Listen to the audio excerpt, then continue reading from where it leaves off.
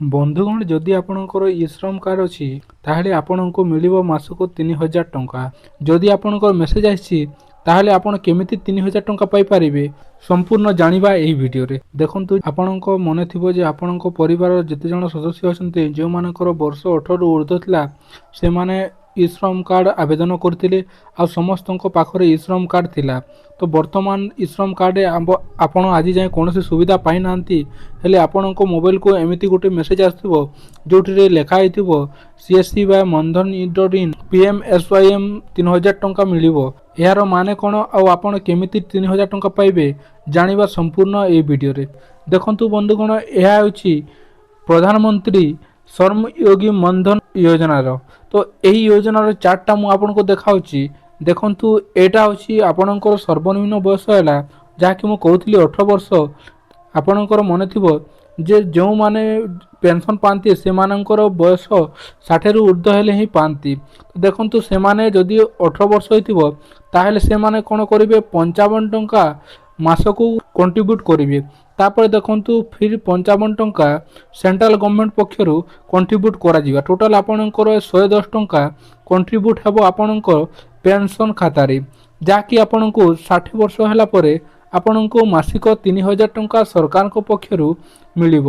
ତାପରେ ଦେଖନ୍ତୁ, ସେମିତି ଆପଣଙ୍କର ଯଦି 19 ବର୍ଷ ହୋଇଛି ତାହେଲେ ଆପଣ କ'ଣ କରିବେ, 58 ଟଙ୍କା ପେମେଣ୍ଟ କରିବେ। ତାପରେ ସରକାରଙ୍କ ପକ୍ଷରୁ 58 ଟଙ୍କା କଣ୍ଟ୍ରିବ୍ୟୁଟ୍ ହେବ। ତାପରେ ଟୋଟାଲ ଆପଣଙ୍କର 116 ଟଙ୍କା ଆପଣଙ୍କ ଖାତାରେ ଜମା ହେବ। ସେମିତି ଦେଖନ୍ତୁ, ଯଦି 20 ବର୍ଷ ଅଛି ତାହେଲେ 61 ଟଙ୍କା, 21 ବର୍ଷ ହୋଇଥିଲେ 64 ଟଙ୍କା ଏବଂ 22 ବର୍ଷ ହୋଇଥିଲେ 68 ଟଙ୍କା ଆପଣଙ୍କୁ ଜମା କରିବାକୁ ପଡ଼ିବ।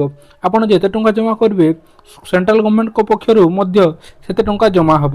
ତାପରେ ସେଇଟା ଟୋଟାଲ ହେଇକି ଆପଣଙ୍କ ପେନସନ୍ ଖାତାରେ ସେଇଟା ଜମା ହେବ, ଯାହାକି ଆପଣଙ୍କୁ ଯଦି ଆପଣଙ୍କ ବୟସ 60ରୁ ଉର୍ଦ୍ଧ୍ୱ ହୁଏ ତାହେଲେ ଆପଣଙ୍କୁ 3000 ଟଙ୍କା ମାସିକ ସରକାରଙ୍କ ପକ୍ଷରୁ ଦିଆଯିବ। ଦେଖନ୍ତୁ, ତାପରେ କ'ଣ ରହିଛି, ତାପରେ କେତେ ବର୍ଷରେ କେତେ ଟଙ୍କା ଡିଭାଇଡ୍ କରିବେ ଦେଖିପାରିବେ। 23 ବର୍ଷର 72 ଟଙ୍କା, 24 ବର୍ଷର 76 ଟଙ୍କା, 25 ବର୍ଷ ହୋଇଥିଲେ 80 ଟଙ୍କା, 26 ବର୍ଷ ହୋଇଥିଲେ 85 ଟଙ୍କା, 27 ବର୍ଷ ହୋଇଥିଲେ 90 ଟଙ୍କା ଏବଂ 28 ବର୍ଷ ହୋଇଥିଲେ 95 ଟଙ୍କା। ଯଦି ଆପଣଙ୍କର ବୟସ 29 ହେଇଛି ତାହେଲେ ଆପଣଙ୍କୁ 100 ଟଙ୍କା କଣ୍ଟ୍ରିବ୍ୟୁଟ୍ କରିବାକୁ ପଡ଼ିବ। ଯଦି 30 ହେଇଛି ତାହେଲେ 105 ଟଙ୍କା କଣ୍ଟ୍ରିବ୍ୟୁଟ୍ କରିବାକୁ ପଡ଼ିବ। ଯଦି 31 ବର୍ଷ ହେଇଛି ତାହେଲେ 110 ଟଙ୍କା ଏବଂ 32 ବର୍ଷ ହୋଇଥିଲେ 120 ଟଙ୍କା ଏବଂ 33 ବର୍ଷ ହୋଇଥିଲେ ଆପଣଙ୍କୁ କଣ୍ଟ୍ରିବ୍ୟୁଟ୍ କରିବାକୁ ପଡ଼ିବ 130 ଟଙ୍କା।